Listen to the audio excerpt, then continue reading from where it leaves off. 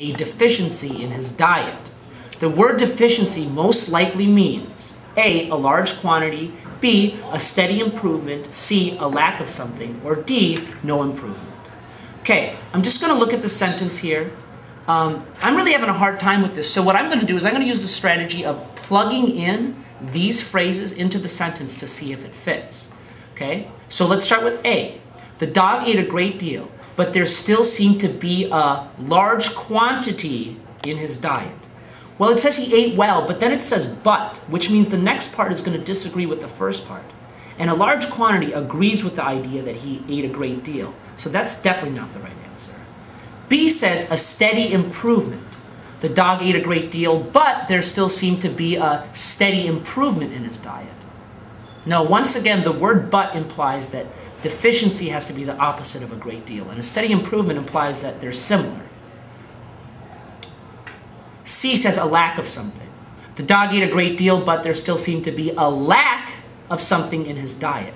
Wow, that really fits, because once again, the word but says that deficiency should be the opposite of a great deal, and a lack of something is the opposite. That could be it. And then D says no improvement. The dog ate a great deal, but there still seemed to be no improvement in his diet. Well, for D, I actually have to go back into the story and read to see if there's something talking about an improvement. Because for them to say there's no improvement, they have to have talked about, they're concerned about him improving. When I go back in the story and look for some evidence to support no improvement, I don't find any. So it's got to be a lack of something.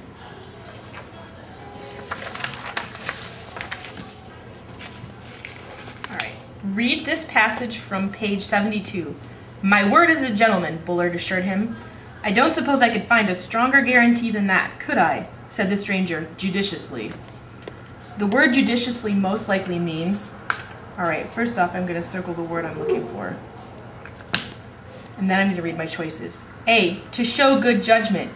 B, to express serious doubts. C, to lack something. Or D, to have a large amount of something. All right, I'm going to start plugging in and see if anything makes sense.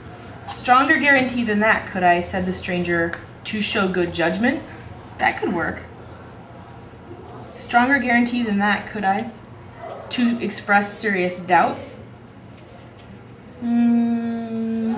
I don't think that's it. I don't think he's doubting him. He's saying something judiciously. To lack something judiciously. Said the stranger to lack something. You know what? I'm going to look at my root because I'm not having very much success and I'm feeling unsure. Judiciously. I don't know what that means, but I see the word judgment. Judicious, judge. They seem to have the same root. I'm going to keep that in mind, but I'm going to continue on. To have a large amount of something. I'm going to go with my root on this. I mean, it could be either one, but I'm thinking A is going to be the right answer. And it is. 9 says, read the passage from page 74. Bullard's dog received a lace from the stranger as a small token of esteem. The word esteem means A, anger, B, favorable opinion, C, huge fortune, or D, a comfort. Let me see here. As a small token of his anger? Well, this is from the end of the story, page 74. I'm going to take a minute and go back to the story and see what's going on there. Once I go back to the story, I realize that the stranger is giving Bullard's dog a piece of his shoelace in a positive way. And anger is not a positive thing, so I'm going to cross that out. B says favorable opinion. That is positive. C says huge fortune. Well, not sure about that. It is positive, but I don't know if a piece of shoelace is a huge fortune. Cross that out. And D is a comfort. Once again, that's positive. But I don't see the stranger trying to give the dog comfort. The dog isn't uncomfortable. So it's got to be B, favorable opinion. Before we move on, I noticed that the teacher has written we have less than 10 minutes on the chalkboard, and I have about 9 more questions to go. So I'm going to make a point of moving just a little bit quicker. Not getting sloppy, but I do have to move a little quicker. Okay, number 10. The mood of Tom Edison's shaggy dog is best described as This is a question you're going to definitely need to refer back to your notes for. We don't have a lot of time left. We don't have time to reread. So we're going to rely on our notes to give us the things that we need. Okay, so our options are this. A, humorous. B, mysterious. C, serious. Or D, depressing. There really wasn't anything depressing about the story. It was definitely lighthearted. And I felt like the author was definitely telling a lot of jokes about Bullard at Bullard's expense, so it wasn't very serious. Humorous and mysterious. Well, I think definitely the idea was to show us that it was funny, and the tone and everything else I know about it, the theme, lead me to believe that A, humorous is the correct answer.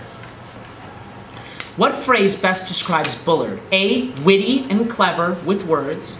That means smart. Witty means smart, intelligent and a little bit funny. Well, that could be, but, they did describe Bullard as sounding like a PA system, which is kind of like a bland, monotone tone. I don't know if that fits. B, sad and withdrawn. C, polite and attentive to others. And D, friendly but unaware. Well, C says attentive. That means he cares about others' needs. He definitely doesn't do that. He follows a poor stranger all around the park trying to tell his stories. Sad and withdrawn, definitely not. I can cross that out. Witty and clever with words, like I said before, unlikely. I think it's D. What is the stranger's attitude towards Bullard? I'm going to underline stranger and circle Bullard so I can remember. My options are rude, B, impatient, C, pleased, D, distant. Now I'm going to think about real quick. The stranger is the guy who's telling us the story about Thomas Edison's dog, and Bullard's the guy with the dog that's kind of annoying him. Alright, so I'm clear on who's who.